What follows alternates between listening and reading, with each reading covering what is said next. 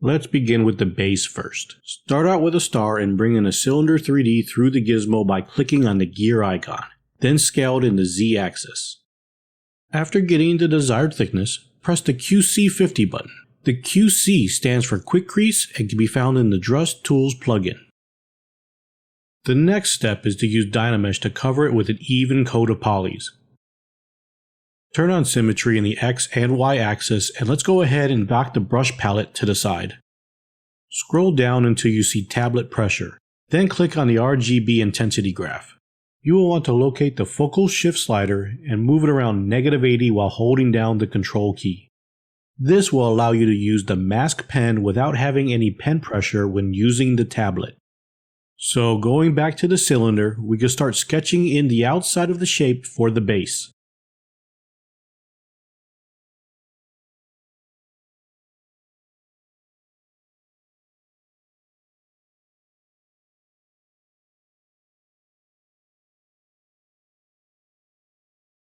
Then start filling in the inside.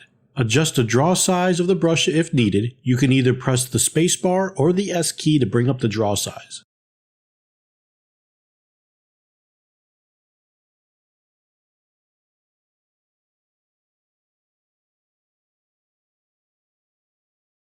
To sharpen a mask, you can hold down the Alt and Control key while tapping on the surface of the mesh. You can also remove part of the mask while holding down the Alt and Control keys.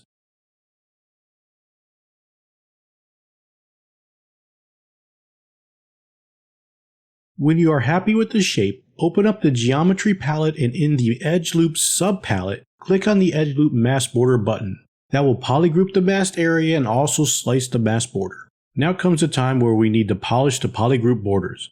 Navigate to the Tool palette and in the Masking sub-palette, uncheck Border and Crease. Then click Mask by Features. Control-click the canvas to invert the selection and Control-click on the mesh to blur the mask. We will run a Polish by Feature slider with a closed circle. That will try to maintain the overall volume while polishing the border. With an open circle, it will look less at maintaining the volume and put more emphasis on the polishing. You can click Repeat to Active to replay the deformation sliders. Bring up the gizmo and Control-click the interior polygroup. Then hold Control and move the gizmo down to extrude. Moving to the side profile on the canvas will allow you to see how far you can move the unmasked mesh down before it hits the bottom. Control drag on an empty space on the canvas to clear the mask. Control click on the canvas to mask the entire model and position the gizmo to where the holes will be.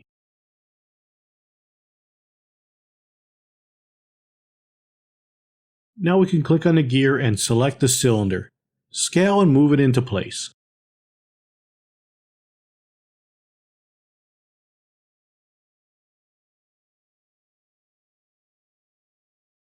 Once you're happy with the placement, Control move with the gizmo to duplicate the cylinder. Now that the cylinders are in place, you can split them into different subtools. I have a hotkey assigned for splitting mask points and split hidden for a faster workflow, since I use it a lot in my projects. Let's Alt-click the top of the cylinders to set the pivot. Scale it in the Z-axis to make sure the cylinders go all the way through the mesh. Click QC50 and set the boolean to subtractive. You could do that in the subtool menu. I like to use the EZ Boolean plugin because of the visual icons. To see the live boolean in action, make sure that the subtractive tool is below the mesh you want to subtract from. My preferred way to make booleans is in folders. I'll just make a folder, call it something like 12, and place the subtools in the folder. Click the gear next to the folder and select Boolean with dynamic subdivisions. That will spit out your Boolean mesh while retaining your previous subtool, just in case you need to go back for any reason.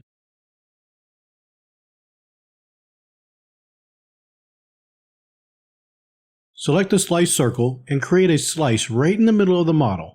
Make the adjustments away from the mesh and hold spacebar to move the slice over into position.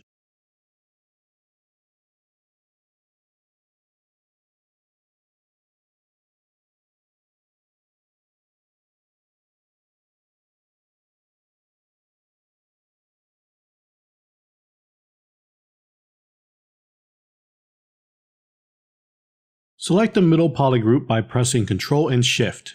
Then press Ctrl-Shift-E to expand the selection. Deselect the unwanted mesh and press Ctrl-W to assign a new polygroup. Assigning different polygroups now will help when it's time to retopo with ZRemesher. To assign a different polygroup to the top part of the base, I'm going to use the MAH Mask brush, which will mask only the flat surface. If you don't have this brush, you can make it yourself by going to the brush palette and selecting the Depth subpalette.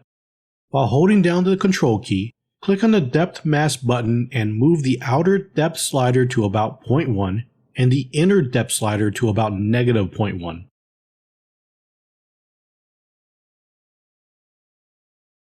You can also hold Ctrl and Alt when dragging a mask to make sure there is no spillovers. Press Ctrl-W to make a new polygroup. Next, you will want to delete the back, the inner cylinders, and the middle circle by hiding them and then press Delete Hidden. I have Delete Hidden as a hotkey set to Ctrl-X.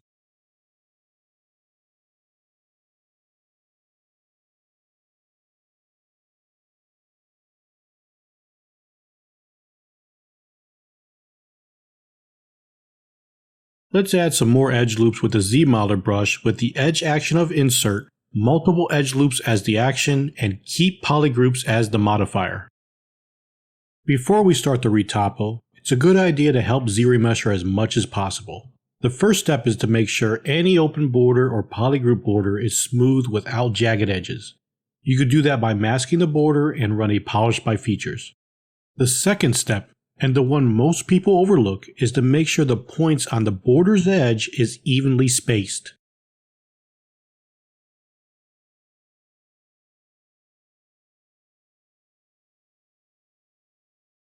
I will delete by symmetry in the X and Y and run a quick ZRemesher in the gizmo to show you what happens when the points are not evenly spaced.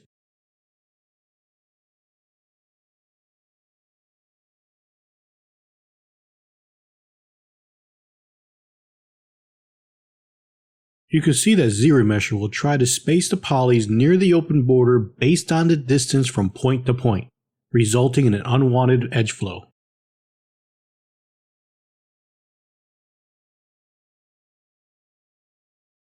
For step 2, there is 2 workflows I like to use to help ZRemesher produce nice edge flow regardless of whether it's Dynamesh or Boolean.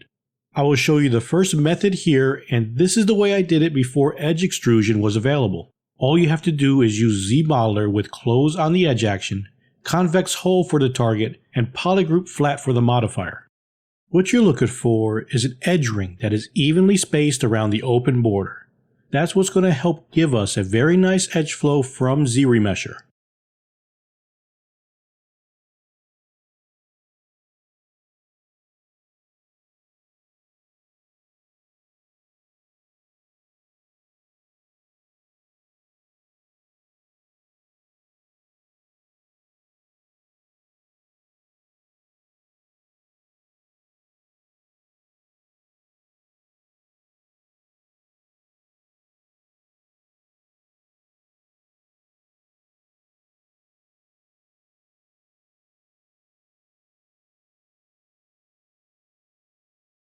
Once you have the holes closed, you can Ctrl-Shift-Click to select, Ctrl-Shift-S to shrink the selection, then Ctrl-Shift-Drag on an empty canvas to invert the selection.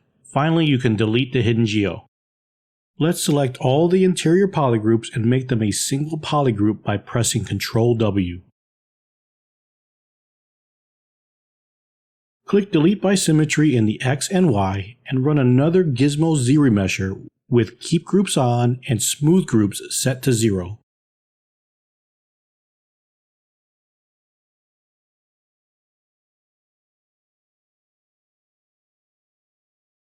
By adding an edge ring with the points evenly spaced, ZRemesher has a much better idea of what you're looking for, and the border edge flow is much better. Press the Gizmo gear and click Accept.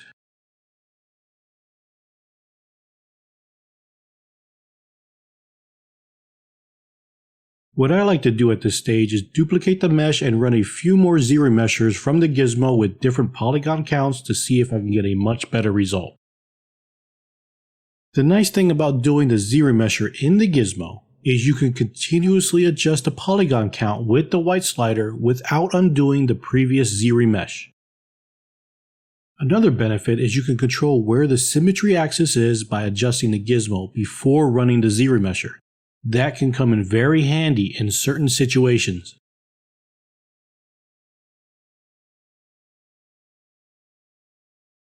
When you are happy with the result, press Accept from the gizmo and clean up any areas that require it.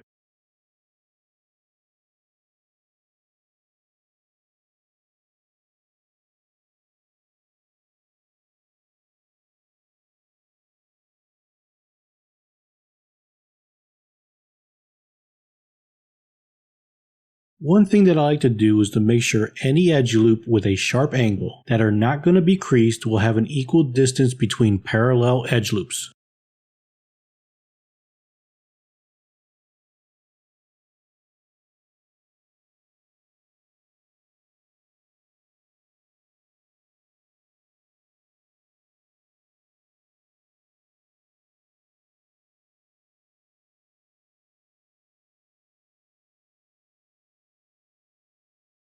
When everything looks good, you can mirror and weld in the X and the Y.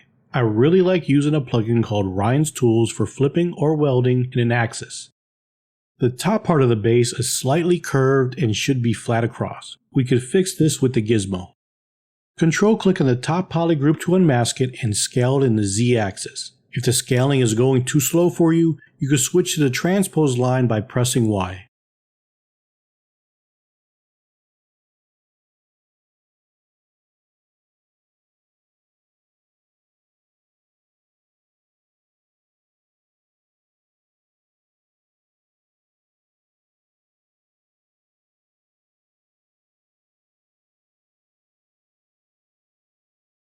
So after looking at its topology, I'm not liking the gap in between the two holes. It can be easily fixed by the power of polygroups. Delete by symmetry in the X and the Y and grab the slice curve brush. Slice right between the two holes to create the new polygroups. Z-remesher setup will be keep groups on, smooth groups and adaptive size set to 0, and same clicked on. It did a great job of fixing the topology in the middle, but the only thing I'm not a fan of is the different edge flow at the ends. Sometimes running it again will fix that issue. Now we can fix any minor topology problems with the Z-modeler brush and combine our polygroups.